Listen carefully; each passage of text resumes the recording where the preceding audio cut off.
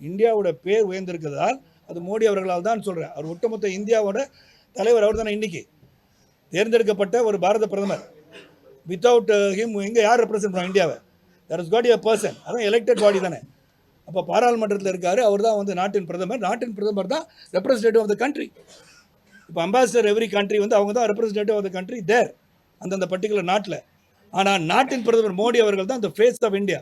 The face of India is respected throughout the world. The face has to be respected. The person has to be respected. அப்படின்னு சொல்லி நான் பெருமைப்படுறேன். அவ்வளோதான். அது அந்த கூட்டணிலாம் இல்லை. பஸ் அந்த கூட்டணி நான் போகலை. அதை நான் வந்து சிந்தித்து கூட பார்க்கல.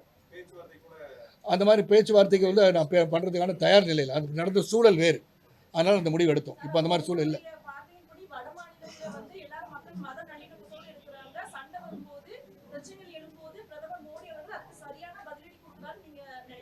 நான் மோடி டெய்லி என்ன பண்ணுறான்னு நான் பார்த்துட்டு இருக்கிறேன். அது என் வேலையை மட்டும் கிடையாது. என்ன நடக்குது, நீங்கள் வட மாநிலத்தில் பிரச்சனைகள் இருக்கிறதா இல்லையான்னு அலசுவது உங்களுக்கே தெரியும். என்னையா கேட்குறீங்க? நான் பத்திரிகையாளர் இருந்தாலும் என்ன கேட்குறீங்களா? எல்லா இடத்துலையும் பிரச்சனை நடக்க தான் செய்யும். Everywhere there'll be a problem. How you solve the issue, how you go ahead with the problem, எப்படி சால்வ் பண்ணுறீங்க தான் முக்கியம். அதனால் மத நல்லிணக்கத்தை வந்து ஒன்றாக எல்லாம் இருக்கணுன்றது தான் எல்லாரும் பாடுபடணும்னு நினைக்கிறவனா. அதனால் அப்படி நடக்கும்போது அவர்கள் தட்டி கேட்க வேண்டிய சூழலை உருவாக்க வேண்டும். அவ்வளோதான்.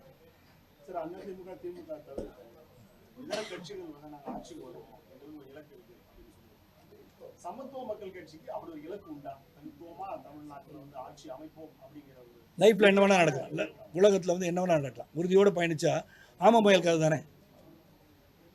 ஆமை எப்படி ஜெயிச்சிச்சு? முயலுக்கு வந்து ஆஹா நான் தான் வெற்றி பெறணும்னு ஓடி போய் ஒரு இடத்துல தான் ரெஸ்ட் எடுத்துச்சு. ஆமை போயிடுச்சு இல்லை. ஆனால் நான் ஆமைன்னு என்ன சொல்லிக்கல. ஆனால் முயற்சி இருக்க வேண்டும், உறுதி இருக்க வேண்டும், போய் எல்லை அடைய வேண்டும் என்று பயணித்துக் கொண்டே இருந்தால் வெற்றி ஒரு நாள் நிச்சயமாக வரும்னு நான் சொல்கிறேன். வளர்ந்துருக்காங்களா? வளர்ந்துருக்காங்க. நீங்கள் சின்னத்தை பற்றி சொல்கிறீர்கள், நான் வந்து அவர் வளர்ச்சியை பற்றி சொல்கிறேன். வளர்ந்துருக்கிறார். அதான் டெய்லி வந்து அண்ணாமலை ஏதோ பதிலடி கொடுத்துட்டே இருக்காரு. ப்ரிலிம்ஸில் வந்து வெற்றி பெற்றால் தேர்ச்சி பெற்றால் நீங்கள் வந்து பதில் இருக்கணும்னு சொல்ல அரசியல்கிட்ட போகிறேன்லாம் சொல்லியிருக்காரு. ஸோ டெய்லி அண்ணாமலை நியூஸ் நீங்கள் போடுறீங்களே, அவர் எல்லாத்தையும் சுற்றிட்டு தானே வராரு. ஸோ அவங்க வந்து at least they are news than before.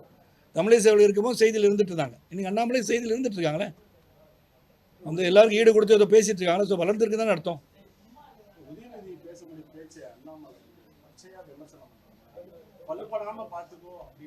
அது உதயநிதி அவர்கள் பதிலடி கொடுக்க வேண்டும். இல்லை அவர் தான் பதிலடி கொடுக்கணும். அது பதிலடி அந்த இதுக்குள்ளே நான் போகல. ஏன்னா நான் வந்து ஒரு நாகரிகமான அரசியலை வந்து சிந்தித்து எல்லாரும் போகணும்னு நினைக்கிறேன். இன்றைக்கி அவங்களுக்கு மை அட்வைஸ் உட் பி எல்லாருமே கருத்து பரிமாற்றம் செய்து கொள்ளலாம். எல்லோரும் பர்சனல் அட்டாக் பண்ணிக்காமல், அது மட்டும் அரசியல் அல்ல, மக்களுக்காக நம்ம வந்து பயணிக்கிறோம். அந்த மக்களுக்கான சேவையை செய்வதில் முற்படுவோம் தான் நான் நினைப்பேன்.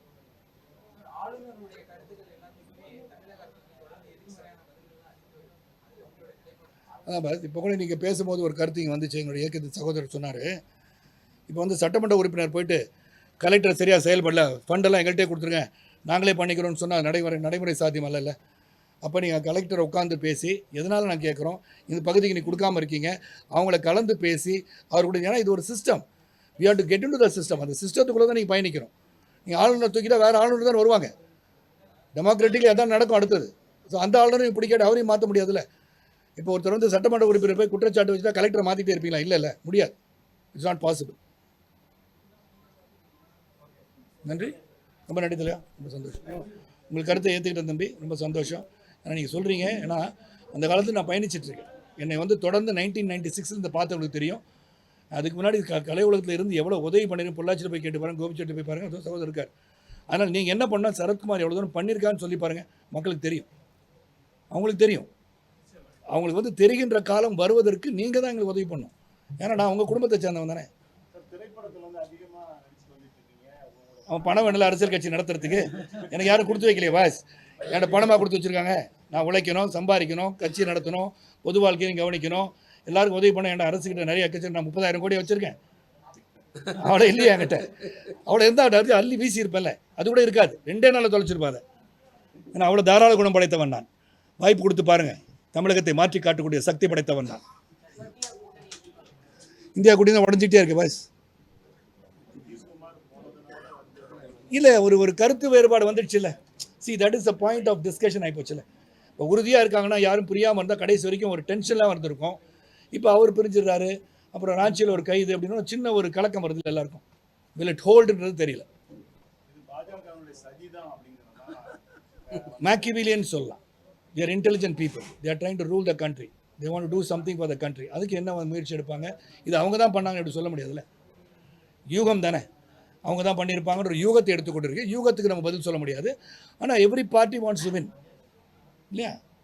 நாளைக்கு 500க்கு அதிக சீட்டை ஜெயிக்கணும்னு பாஜக முயற்சி பண்ண தான் செய்வாங்க. நீங்கள் அதுக்கு சக்தின்னா நீங்கள் அதுக்கு முயற்சி பண்ணணும். அதுதான் டெமோக்ரஸி, அதுதான் ஜனநாயகம்.